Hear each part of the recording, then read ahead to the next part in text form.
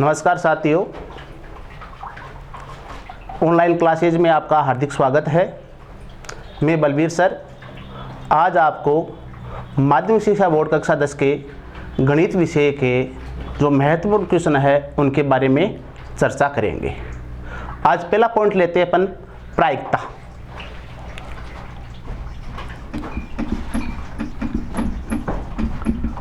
प्रायिकता होती क्या है, इसका मैं एक फॉर्मूला बताता हूँ आपको कि प्रायिकता कोई भी घटना है उसकी अनुकूल परिस्थितियाँ और सभी संभव परिस्थितियों का अनुपात होता है। तो प्रायिकता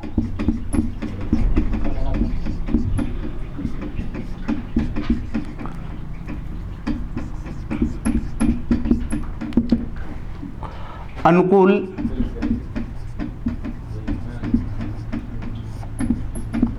परिणामों की संख्या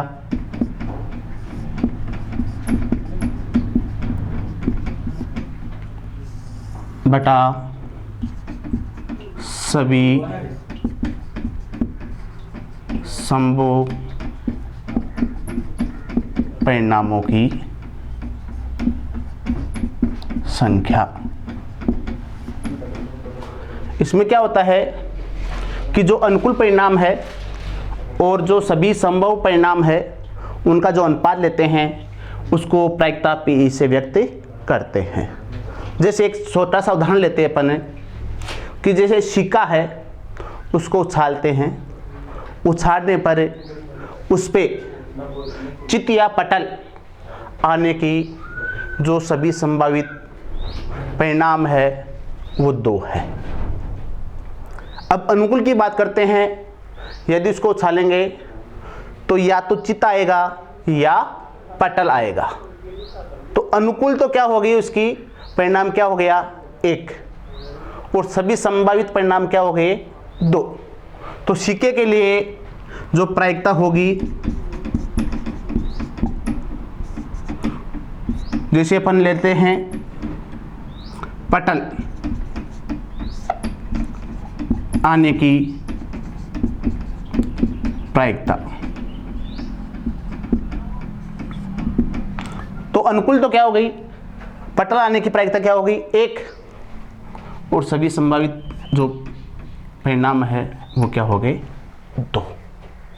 तो अगर एक सिक्के को स्वतंत्र रूप से उछालते हैं तो उस सिक्के पर पटल आने की जो संभावित जो प्रायिकता है वो क्या है 1 और अनुकूल क्या है, सभी क्या है 2। तो 1/2 हो गई। दूसरी बात करते हैं कि कोई घटना है उसके घटित होने की और घटित नहीं होने की प्रायिकता। तो उसके लिए क्या होता है, हमेशा किसी घटना के घटित होने और नहीं होने की प्रायिकताओं का योग 1 होता है। घटना के घटित होने की प्रायिकता ये होती है पीई से व्यक्त करते हैं। घटना के घटित नहीं होने की प्रायिकता उसको हमेशा पी बार से व्यक्त करते हैं।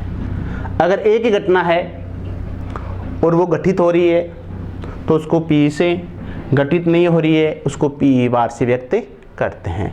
हमेशा इनका योग क्या होता है 1 होता है। तो इसको व्यक्त कर सकते हैं, मैं यहाँ लिख देता हूँ पीई प्लस पीई बार बराबर 1। ये महत्वपूर्ण है। जैसे एक छोटा सा एग्जांपल लेते हैं कि ए कोई मैच खेलता है और उसको मैच जीतने की प्रायिकता है वो है पीई ये है 0.62।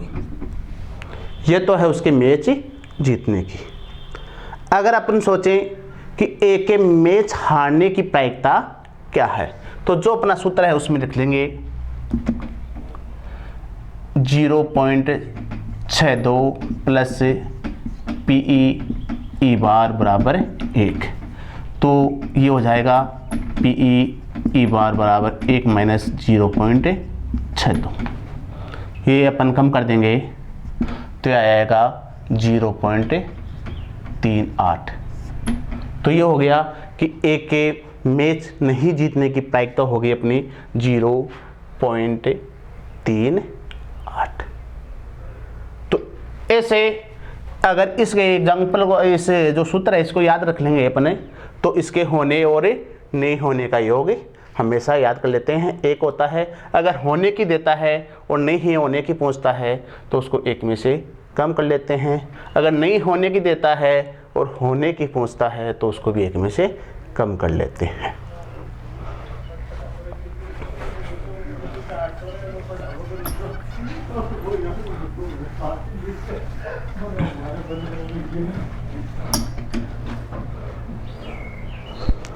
फिर बात करते हैं कि किसी घटना ई की,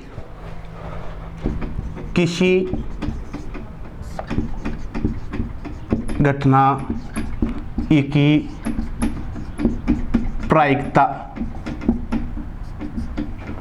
हमेशा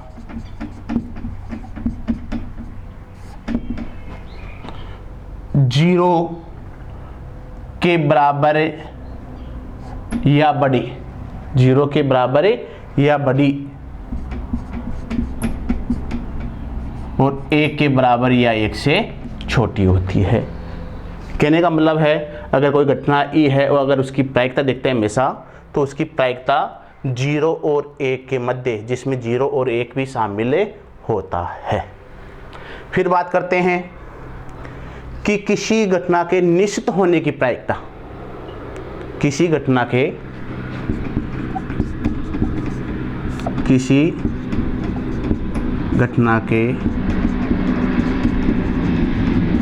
निश्चित होने की प्रायिकता हमेशा 1 होती है। कोई भी घटना है और वो निश्चित रूप से घटित हो रही है तो उसकी प्रायिकता क्या होती है? 1 होती है। अब दूसरी बात है, अगर कोई घटना है और वो असंभव है तो उसकी प्रायिकता हमेशा 0 होती है। तो दूसरा है, ये कभी कभी बोर्ड में पूछता है, किसी असंभव घटना की प्रायिकता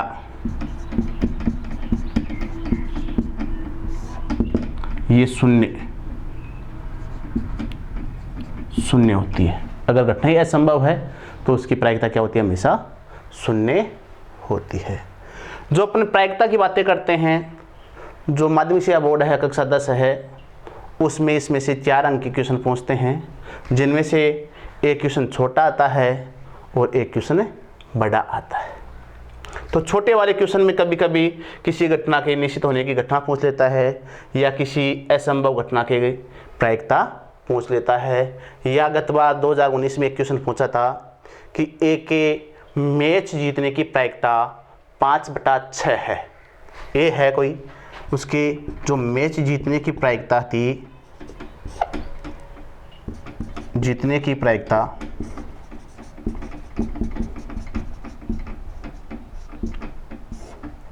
5/6 थी। तो उसी मैच में बी था, तो बताइए कि बी के मैच जीतने की प्रायिकता क्या होगी? तो बी के जो मैच जीतने की प्रायिकता होगी वो होगी ए के मैच हारने की प्रायिकता, ए के मैच हारने की प्रायिकता। तो मैंने बताया कि किसी घटना के घटित होने और नहीं होने का योग हमेशा 1 होता है। तो जीतने की प्रायिकता क्या है? 5/6।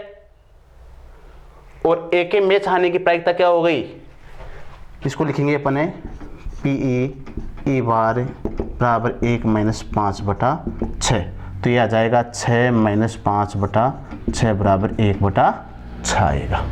तो अगर ए मैच आ रहा है और उसकी प्रायिकता क्या है, 1/6 है, तो ये जो मैच हारने की ए की प्रायिकता है वो क्या हो जाएगी, बी के मैच जीतने की प्रायिकता हो जाएगी।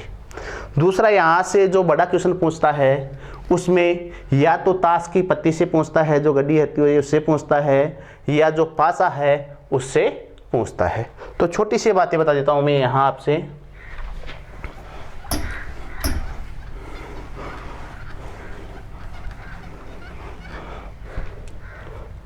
जैसे पासे की बातें करते हैं, उस पे 1 से 6 तक अंक होते हैं, अंक लिखे होते हैं 1 2 3 4 5 6, ये 6 अंक होते हैं। उसको अपन क्या करते हैं, स्वतंत्र रूप से उछालते हैं। तो उछालने पर कोई एक अंक आएगा और उस अंक आने की प्रायिकता पूछ लेता है। तो उन अंकों में से जैसे 1 आने की 1 भी एक बार है, 2 आने की 2 भी एक बार है, 3 आने की वो भी एक बार है, इसी प्रकार 6 तक पहुंचता है तो 1 है। तो अनुकूल परिस्थिति क्या हो गई, 1 हो गई, और संभावित परिस्थिति क्या है उसके लिए 6 है। ये तो है इजी सी। लेकिन कभी कभी इसको थोड़ा बड़ा रूप से पूछ लेता है कि एक पासे को स्वतंत्र रूप से फेंका जाता है तो उस पे 2 से भाज्य अंक आने की प्रायिकता क्या है। तो 2 से भाज्य की बात करते हैं अपन, तो उसमें अंक है 2 4 6। तो अनुकूल परिस्थिति हो गई या 1 2 3। संभावित परिस्थिति कितनी है, 1 2 3 4 5 6 है। तो 2 से भाज्य अंक आने की प्रायिकता क्या हो जाएगी, 3/6, अर्थात 1/2 हो जाती है। लेकिन ऐसा सीधा सा ना पूछ के पूछता है भाज्य और अभाज्य संख्याओं के बारे में कि एक पासे को स्वतंत्र रूप से उछाला जाता है तो उस पे भाज्य संख्या आने की प्रायिकता क्या है। तो पहले भाज्य के लिए बता देता हूं मैं। भाज्य संख्या होती क्या है कि वह संख्या जिसमें एक व स्वयं के अलावा किसी अन्य संख्या का भाग जाए, पूरा भाग जाए, वो संख्या भाज्य कहलाती है। अगर पासे की बातें करते हैं तो पासे पे जो भाज्य संख्या है उसको देखते हैं तो यहाँ भाज्य संख्या 4 और 6 है, 4 और 6 है। संख्या 2 को भाज्य नहीं लिया गया है क्योंकि अपन जल्दीबाजी में क्या करते हैं, संख्या 2 को भी भाज्य मान लेते हैं और उसमें अपन संख्याओं जो अनुकूल परिस्थितियाँ हैं उसको 3 मान लेते हैं कि 2 4 6। ऐसा नहीं है। क्या करते हैं, यहाँ अपन 2 के लिए बता देता हूँ कि अपनी जो भाज्य की परिभाषा क्या कहती है कि ऐसी संख्या जिसमें एक और स्वयं के अलावा किसी अन्य संख्या का भाग जाए। तो 2 संख्या है जिसमें 1 का भी भाग जाता है और स्वयं 2 का भी जा रहा, किसी तीसरे संख्या का भाग नहीं जा रहा है, तो उसको अपन भाज्य नहीं मानते हैं। तो यहाँ भाज्य संख्या कितनी है, 4 और 6। अभाज्य संख्याओं की बात करते हैं जिसमें एक और स्वयं का ही भाग जाए, तो वो संख्याएं हैं 2 3 और 5। 2 3 और 5। संख्या 1 को न तो भाज्य माना जाता है और न ही अभाज्य माना जाता है। अगर इनसे प्रश्न पूछता है और भाज्य और अभाज्य से पूछता है, अगर भाज्य संख्या की प्रायिकता पूछता है तो इसकी प्रायिकता होती है हमेशा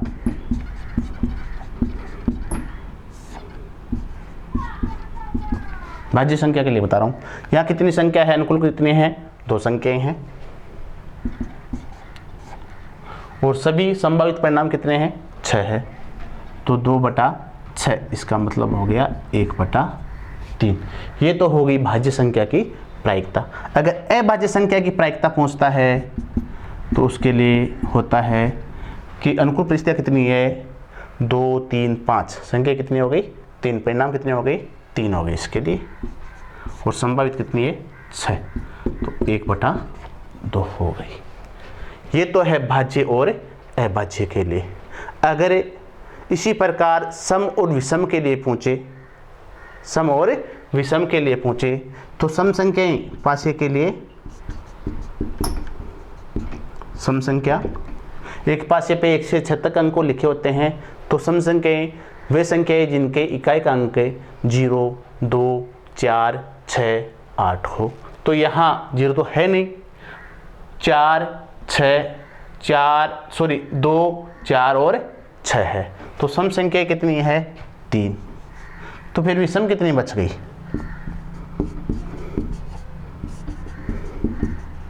विषम संख्या वो भी कितनी बच गई 3 पहुंच गई।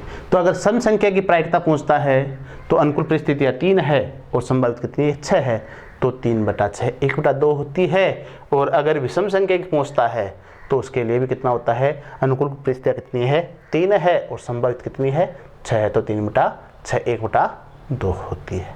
तो ये पासे के लिए है। कभी कभी ताश की घड़ी के लिए पूछ लेता है।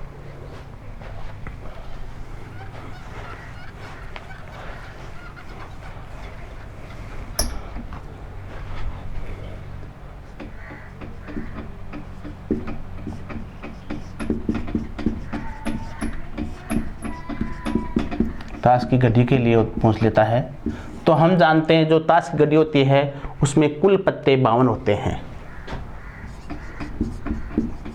कुल पत्ते 52 होते हैं। इन जो 52 पत्ते होते हैं उनमें रंग की बात करते हैं तो लाल रंग और काले रंग, लाल रंग और काले रंग। तो लाल रंग के लिए होते हैं 26 पत्ते और काले रंग के लिए भी होते हैं 26 पत्ते होते हैं।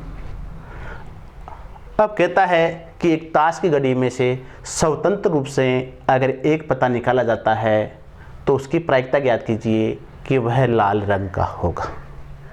तो लाल रंग के पत्ते कितने होते हैं 26 होते हैं। तो अनुकूल कितने हो गई 26 हो गए और सभी संभावित कितने हो गए 52।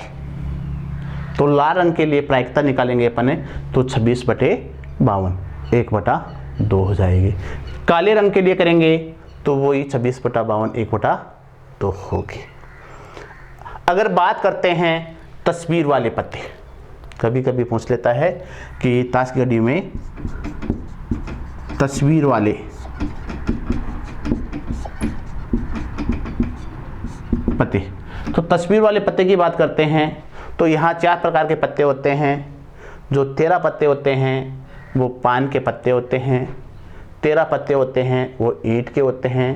पान और ईंट के पत्ते हमेशा लाल होते हैं।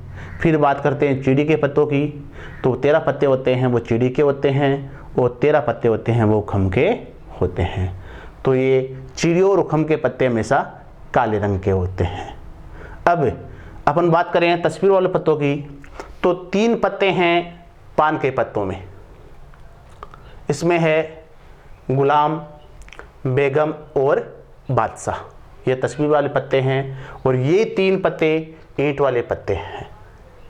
इसी प्रकार ये तस्वीर वाले पत्ते 3 चीड़ी के होते हैं और 3 के उखम के होते हैं। तो तस्वीर वाले पत्ते होते हैं कुल 12। अब कह देता है क्वेश्चन कि एक ताश की घड़ी में से स्वतंत्र रूप से एक पत्ता निकाला गया है, तो उस पत्ते की प्रायिकता ज्ञात कीजिए कि वह एक तस्वीर वाला पत्ता है। तो अनुकूल तो कितनी है उसके लिए 12 है और कुल संभावित है वो कितनी है 52 है, तो 12/52 हो जाती है। अब कभी कभी पूछ लेता है कि एक ताश की घड़ी में से एक पत्ता स्वतंत्र रूप से निकाला जाता है, निकाला गया पत्ता चीड़ी का होगा, उसकी प्रायिकता क्या होगी। तो चीड़ी का जो पत्ता होगा, चीड़ी के पत्ता होने की प्रायिकता, तो चिड़ी के पत्ते कितने होते हैं 13 और कुल पत्ते होते हैं 52 संभावित, तो इसकी कितनी हो जाएगी 1/4 हो जाएगी। ऐसे क्वेश्चन पूछ लेता है इसमें से प्रायिकता से। तो ये मैंने आपको पहले बता दिया है कि जो प्रायिकता है वो बोर्ड के माध्यम से 4 अंक की प्रश्नावली है। एक बड़ा क्वेश्चन आता है और एक छोटा क्वेश्चन आता है। छोटा वाला क्वेश्चन होता है वो किसी मैच के लिए या ए बी की 2 की तुलना कर लेते हैं उनके लिए होता है, और बड़ा क्वेश्चन होता है वो ताश की पत्ती में से पूछ लेता है या जो पासा होता है उनमें से पूछ लेता है। इसके बाद में आगे अपन दूसरी पॉइंट की बात करते हैं। निर्देशांक ज्यामिति जो बोर्ड क्लास के माध्यम से 6 अंक की होती है। 6 अंक के क्वेश्चन आते हैं। एक प्रश्न यहाँ से छोटा आता है और एक प्रश्न बड़ा आता है।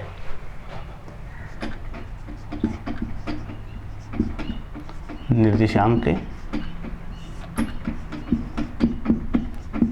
ज्यामिति। निर्देशांक ज्यामिति के लिए हमें एक्स अक्ष और वाई अक्ष से जो रेखाएं होती है वो देखते हैं। ये एक्स अक्ष डैश लेते हैं, ये वाई डैश है।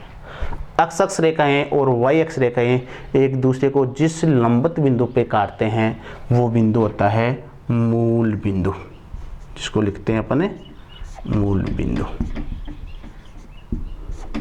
इसके निर्देशांक हमेशा 0 0 होते हैं। अगर मूल बिंदु से दाईं ओर चलते हैं तो एक्स अक्ष का मान हमेशा धनात्मक होता है। इधर चलते हैं तो एक्स अक्ष, ये एक्स अक्ष का भाग है, कैसा है? धनात्मक है। अगर मूल बिंदु से बाईं ओर चलते हैं, एक्स डैश की ओर चलते हैं, तो उसका मान हमेशा ऋणात्मक होता है। फिर बात करते हैं मूल बिंदु से उत्तर दिशा हमेशा ऊपर की ओर लेते हैं, तो उत्तर की ओर चलते हैं, वाई अक्ष की ओर चलते हैं, तो वाई अक्ष का मान हमेशा धनात्मक होता है। ये कैसा होता है? धनात्मक। तो ये धनात्मक होता है और इस अक्ष चतुर्थांश में क्या होगा? धनात्मक होगा। तो अपन बात करेंगे फिर दक्षिण की ओर की बात करते हैं वाई अक्ष की ओर से। तो वाई अक्ष से मूल बिंदु से दक्षिण की ओर चलते हैं तो वाई अक्ष का मान होता है हमेशा धनात्मक। ये भी कैसा होगा? सॉरी, इधर की बात करेंगे, इधर क्या होगा? ऋणात्मक। सॉरी, ये अगर दक्षिण की बात करते हैं तो दक्षिण में होता है हमेशा ऋणात्मक। ये भी ऋणात्मक होगा और ये भी क्या होगा? ऋणात्मक होगा। अब ये प्रथम चतुर्थांश कहलाएगा, प्रथम। ये द्वितीय चतुर्थांश कहलाएगा, ये तृतीय कहलाएगा और ये चतुर्थ कहलाएगा। हमने वाई अक्ष का मान ही दर्शाया, अभी एक्स अक्ष का नहीं था। एक्स अक्ष इसमें हमेशा कैसा होता है? ऋणात्मक, और इसमें होता है धनात्मक। तो 4 चतुर्थांश हो गए हमारे लिए। प्रथम है जिसमें एक्स अक्ष और वाई अक्ष दोनों निर्देशांक हमेशा धनात्मक होते हैं। जो द्वितीय चतुर्थांश है उसमें एक्स अक्ष ऋणात्मक होता है, वाई अक्ष कैसा होता है? धनात्मक होता है। अगर तृतीय की बात करते हैं तो उसमें हमेशा एक्स अक्ष और वाई अक्ष क्या होते हैं? दोनों ही ऋणात्मक होते हैं। चतुर्थ चतुर्थांश की बात करते हैं तो इसमें थोड़ा गलत लिख दिया है यहाँ, एक्स अक्ष धनात्मक है और वाई अक्ष कैसा है? ऋणात्मक है। तो प्लस माइनस। अब यहाँ से जो छोटा क्वेश्चन पूछता है वो आपको कोई निर्देशांक देके पूछता है, एक्स अक्ष से दूरी ज्ञात कीजिए या वाई अक्ष से दूरी ज्ञात कीजिए या भुज का मान ज्ञात कीजिए या कोटि का मान ज्ञात कीजिए। तो भुज के बारे में बता देता हूँ मैं। जो एक्स अक्ष जो रेखा होती है वो हमेशा भुज कहलाती है, इसको भुज कहते हैं। जो वाई अक्ष रेखा होती है वो हमेशा कोटि कहलाती है। अब दूसरी बात मैं यहाँ स्पष्ट कर देता हूँ बच्चों कि जो भुज होता है एक्स अक्ष, उस पे हमेशा वाई अक्ष का मान 0 होता है। कहने का मतलब है कि एक्स अक्ष पे वाई अक्ष का मान 0 होता है या भुज पे कोटि का मान क्या होता है? 0 होता है। इसका विपरीत करते हैं, वाई अक्ष है, वाई अक्ष पर हमेशा एक्स अक्ष का मान क्या होता है? 0 होता है या कोटि पे भुज का मान क्या होता है? 0 होता है। तो कहने का मतलब है, यहाँ लिखता हूँ मैं, एक्स अक्ष पर वाई अक्ष का मान 0 होता है। दूसरा, जो भुज है, भुज पर कोटि का मान 0। दूसरा इसका उल्टा है कि y अक्ष है, y अक्ष पर अक्ष का मान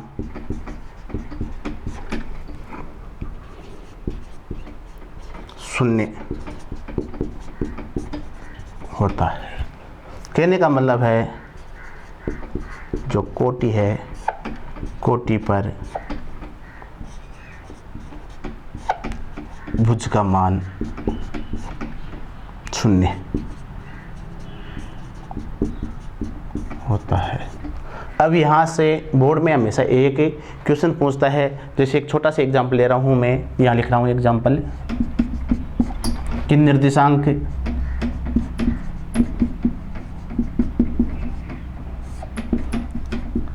तीन 5 में अक्ष से दूरी ज्ञात करो। अगर अक्ष से दूरी पूछता है तो ये अक्ष है, इससे दूरी पूछता है तो इधर ऊपर की ओर या नीचे की ओर होगी। अपन बात करते हैं निर्देशांक 3 5, तो अक्ष का मान 3 है और y का क्या है, या 5 है। तो अगर बात करेंगे तो एक इस प्रकार से है, ये क्या हो गई, अक्ष से दूरी हो गई। तो अगर निर्देशांक देके आपको अक्ष से दूरी पूछता है तो वो दूरी हमेशा y अक्ष निर्देशांक है, वो जो मान दे रखा है वो दूरी कहलाती है। जैसे यहाँ अक्ष से दूरी पूछा है तो y निर्देशांक क्या है, अक्ष को अपन यहाँ छुपा लेते हैं तो क्या बच गया, 5। तो ये अक्ष की दूरी क्या आ गई, 5। अगर y अक्ष से पूछता है तो वो हमेशा अक्ष का निर्देशांक कहलाता है। y अक्ष से पूछ रहा है तो y को छोड़ दो, अक्ष का जो भी है जिस चिन्ह के साथ में है, चाहे धनात्मक हो चाहे ऋणात्मक हो, उसके साथ में आ जाती है। तो y अक्ष के साथ पूछता है तो वो क्या आ जाएगी, 3 आ जाएगी। ऐसा लगभग हर एग्जाम में, जो बोर्ड के एग्जाम में क्वेश्चन पूछता है। तो ये आपको अच्छी प्रकार से समझ में आ गया होगा कि अक्ष से दूरी पूछता है तो वो होता है हमेशा y अक्ष का निर्देशांक होता है, और y अक्ष से पूछता है तो वो होता है हमेशा अक्ष का निर्देशांक। दूसरा, यहाँ दूरी सूत्र भी पूछ लेता है। कभी कभी 2 बिंदु दे देते हैं और उनके बीच की दूरी पूछ लेता है।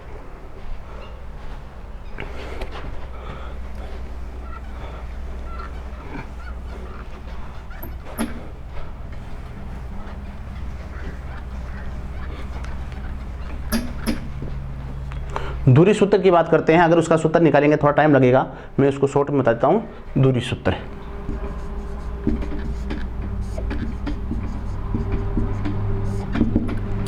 दो बिंदु दे रखे हैं, जैसे बिंदु A है यहाँ और दूसरा बिंदु B यहाँ है।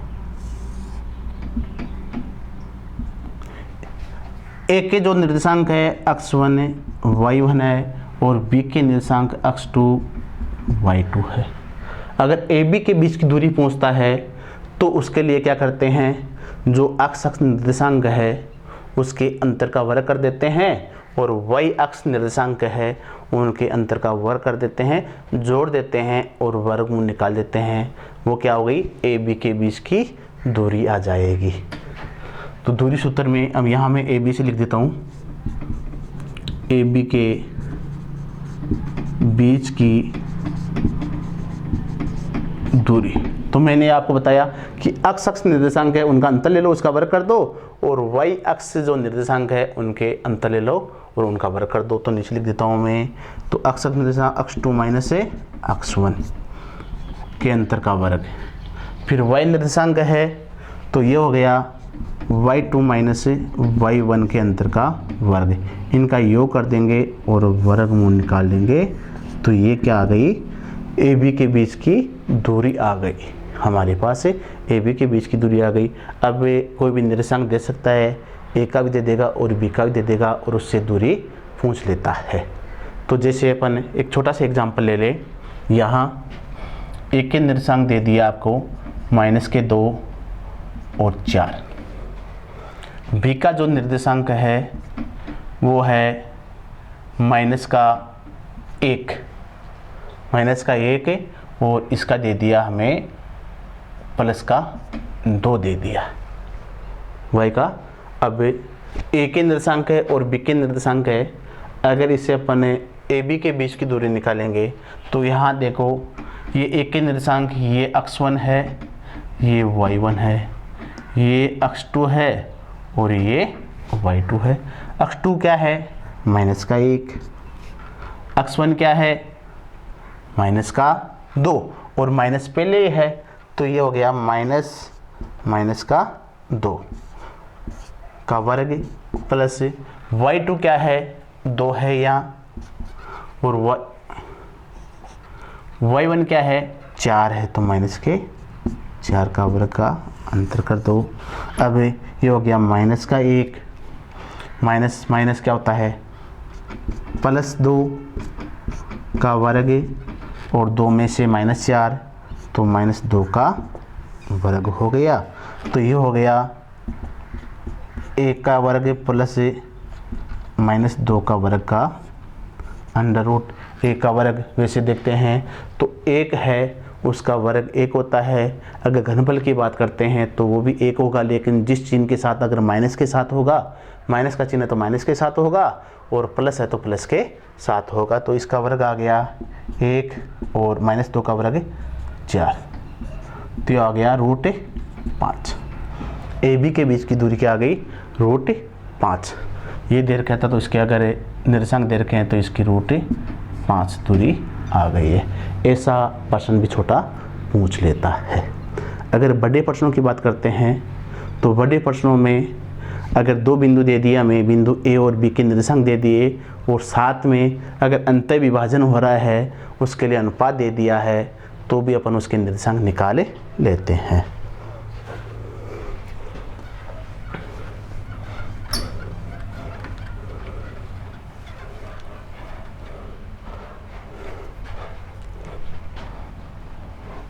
अंतः विभाजन,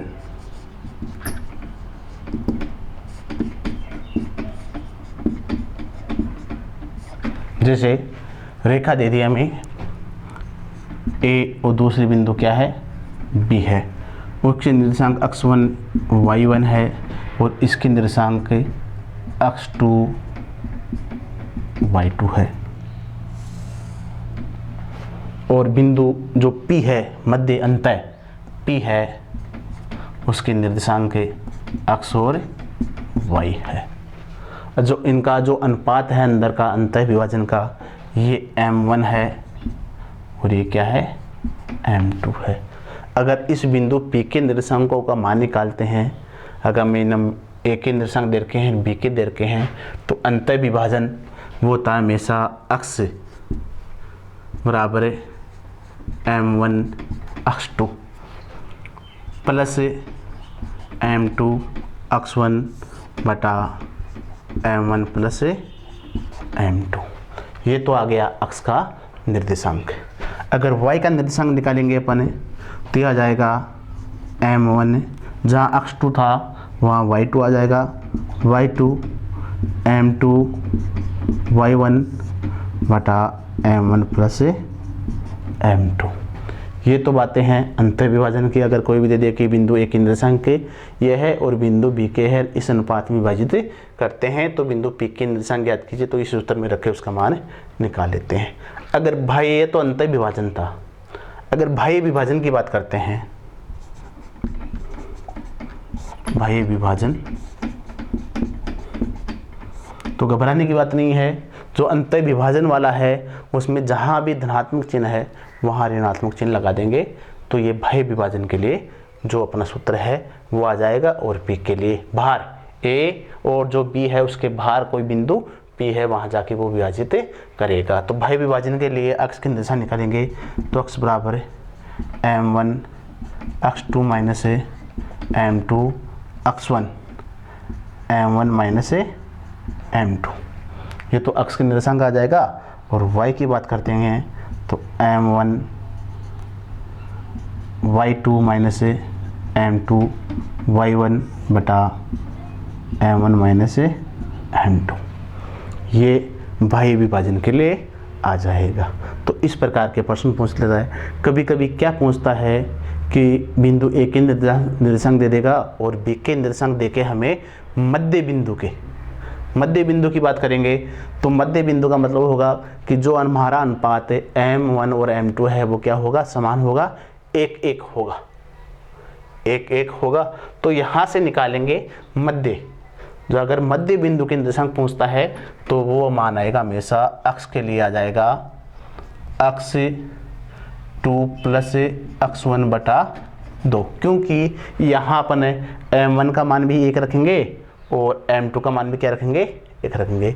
नीचे भी m1 का 1 रखेंगे, m2 का मान के रखेंगे 1 प्लस 1 कितना हो गया, 2 हो गया। अक्ष 2 को 1 से गुणा करेंगे, अक्ष 2 आ जाएगा, और अक्ष 1 को 1 से गुणा करेंगे, अक्ष 1 आ जाएगा, बटा क्या हो जाएगा, 2 आ जाएगा। इसी प्रकार y के निर्देशांक भी क्या आ जाएंगे, y2 प्लस y1/2। इस प्रकार के प्रश्न पूछता है। अगर थोड़ी सी विस्तार से चर्चा अगले पाठ में करेंगे इसके विस्तार से, कि कभी कभी क्या होता है कि कोई रेखाखंड दे देता है हमें भी, और उसको समान भागों में भी बंटवा लेता है, जैसे 3 भाग है, 4 भाग है, तो उनके लिए अनुपात हमें स्वयं को निकालना पड़ते हैं, किस अनुपात में वो कैसा करता है, वो अगले पाठ में पढ़ेंगे अपन।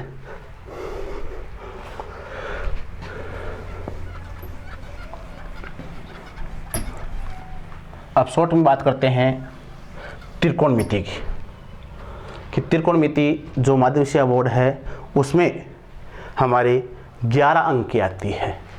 तो यहाँ से 2 क्वेश्चन तो छोटे पूछते हैं 1-1 अंक वाले, और 1 क्वेश्चन को 2 अंक का, और एक बड़ा को सर्वसमीका से आधारित क्वेश्चन, या ऊंचाई या दूरी से आधारित क्वेश्चन, या जो पूरक कोण है उनसे संबंधित क्वेश्चन पूछ लेता है। तो त्रिकोणमिति,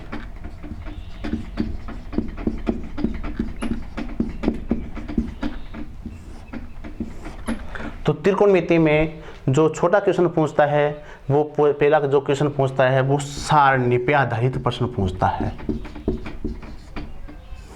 सारणी पर आधारित प्रश्न। सारणी जो हमारी त्रिकोणमिति अनुपात है, साइन है, कोस है, टेन है, कोट है, सेक है, कोसेक है, उनके लिए 0 से लेके जो 90 डिग्री तक जो सारणी है उनके लिए जो हमने सारणी बना लेते हैं उससे संबंधित क्वेश्चन पूछता है।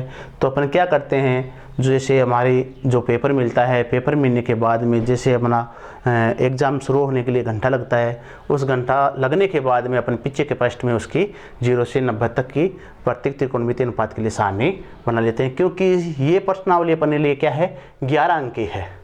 अगर वो सारणी अगर आप पहले बना लेंगे तो आगे जो क्वेश्चन बड़े वाले क्वेश्चन होंगे उनके लिए थोड़ी सुविधा हो जाएगी। जैसे गत बार की बात करते हैं, 2019 की बात करते हैं, तो एक प्रश्न आया था, ten square 60 degree plus 3 cos square 30 degree, ऐसा कोई 2019 की बोर्ड के एग्जाम में क्वेश्चन आया था।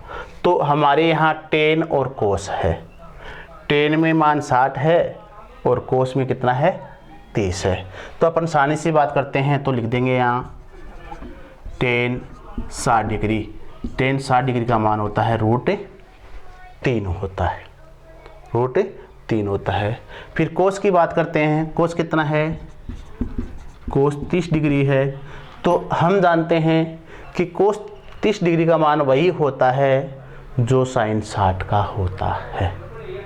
तो साइन किसका होता है, 60 का होता है।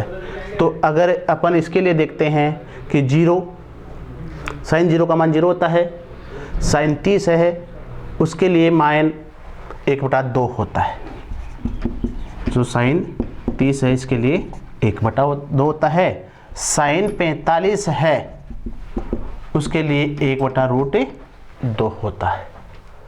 और अगर साइन 60 की बात करते हैं अपन तो उसका मान होता है √3/2। साइन 60 का मान वही है जो कोस 30 का मान होता है।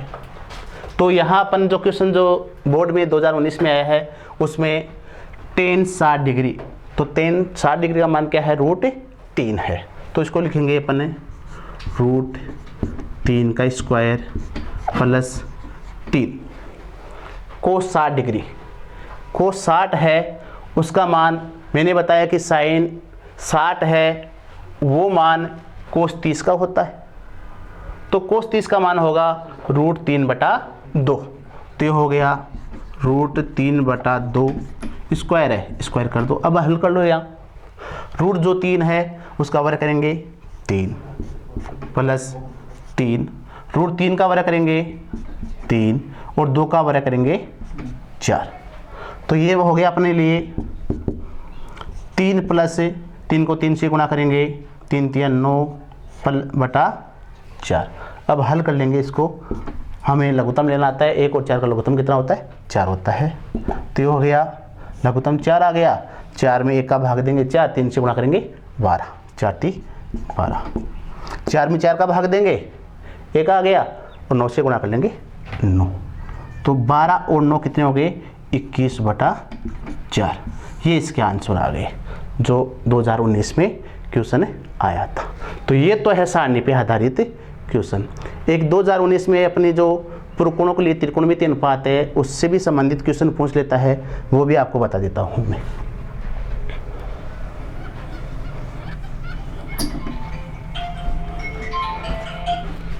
पूरक कोण,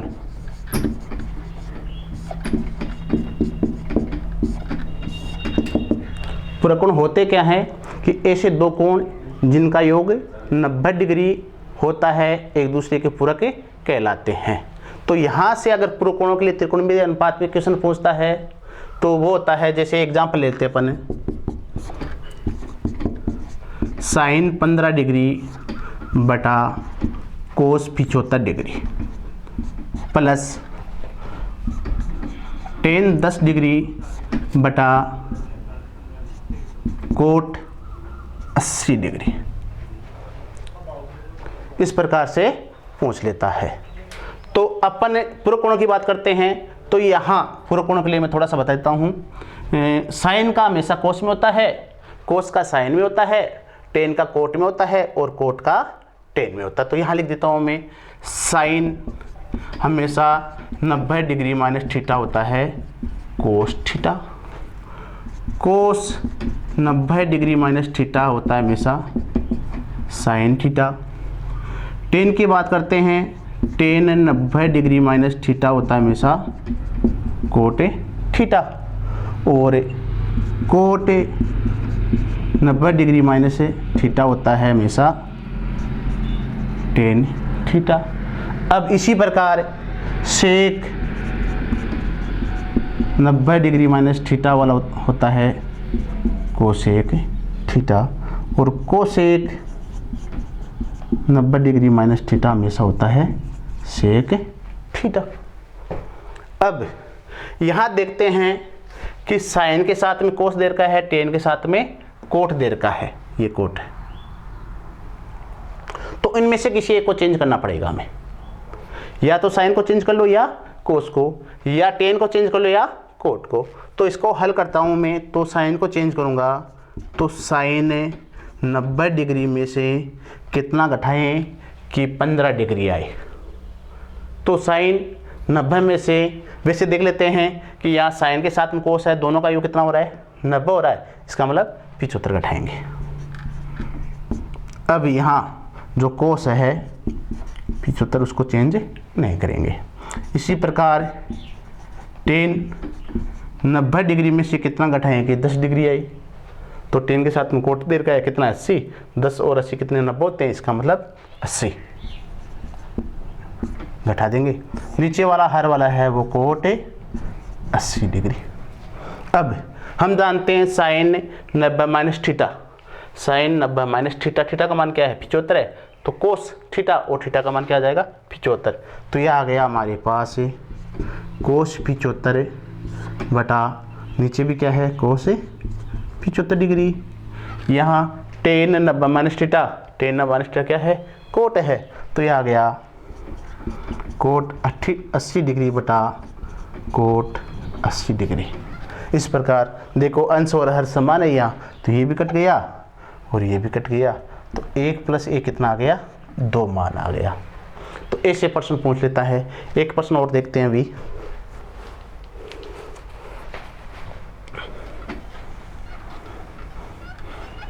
जो गत बार माध्यमिक शिक्षा बोर्ड 2019 में पूछा था। ये क्वेश्चन था साइन 2a बराबर कोस a माइनस 18 डिग्री हो तो a का मान ज्ञात करो।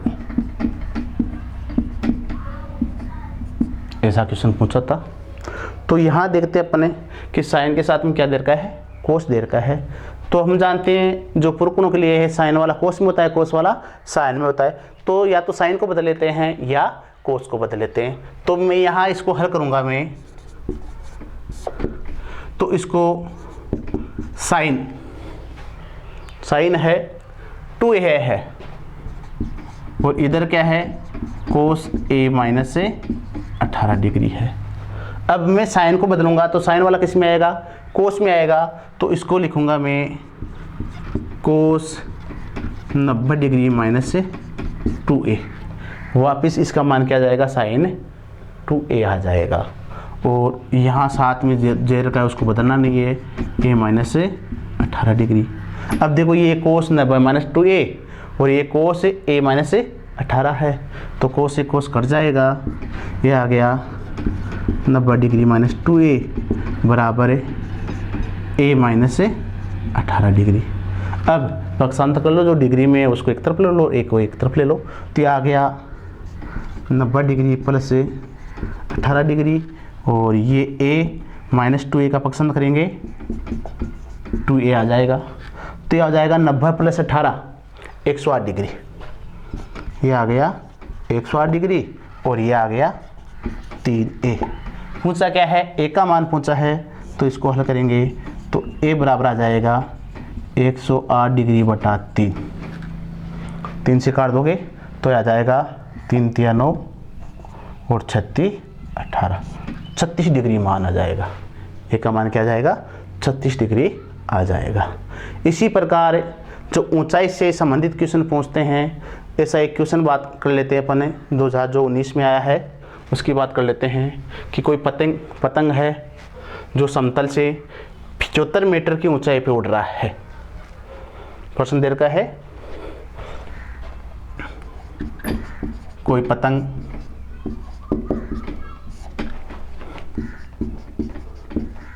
समतल से 75 मीटर ऊंचाई पर उड़ रहा है, जो या जिसकी डोर समतल के साथ 60 डिग्री का कोण बनाती है। कोण बनाती है। तो पूछता है पतंग के डोर की लंबाई ज्ञात करो। अगर ऐसा क्वेश्चन पूछता है तो सर्वप्रथम अपन ये क्या करते हैं, समकोण त्रिभुज बनाते हैं। यहाँ पतंग उड़ रहा है, यहाँ समतल के साथ वो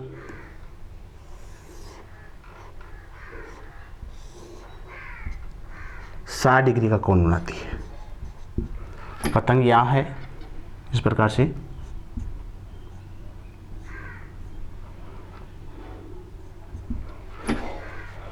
अब समतल से 75 मीटर की ऊंचाई पे उड़ रहा है। ये ऊंचाई आपको दे दी।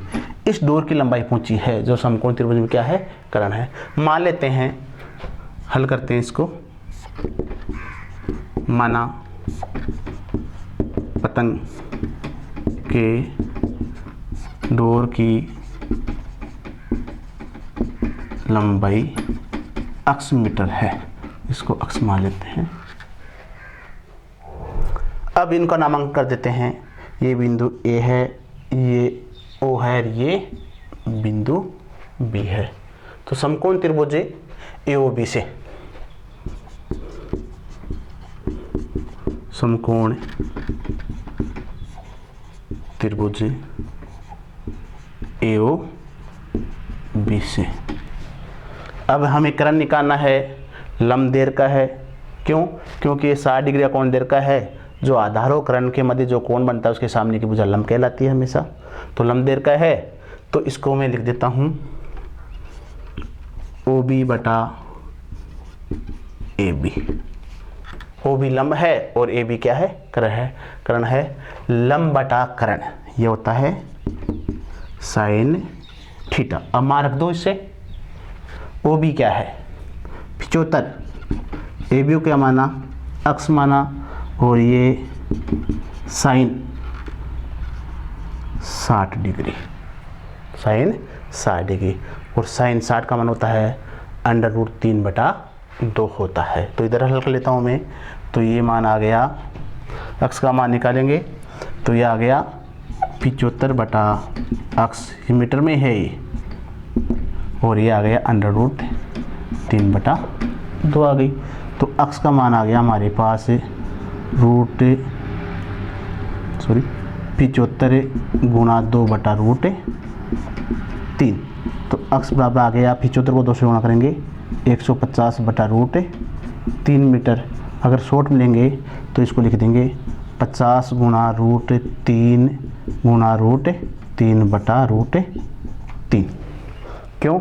50 को 3 से, √3 को 3 से गुणा करेंगे 3, 50 को 3 से गुणा करेंगे 150, तो ये कट जाएगा।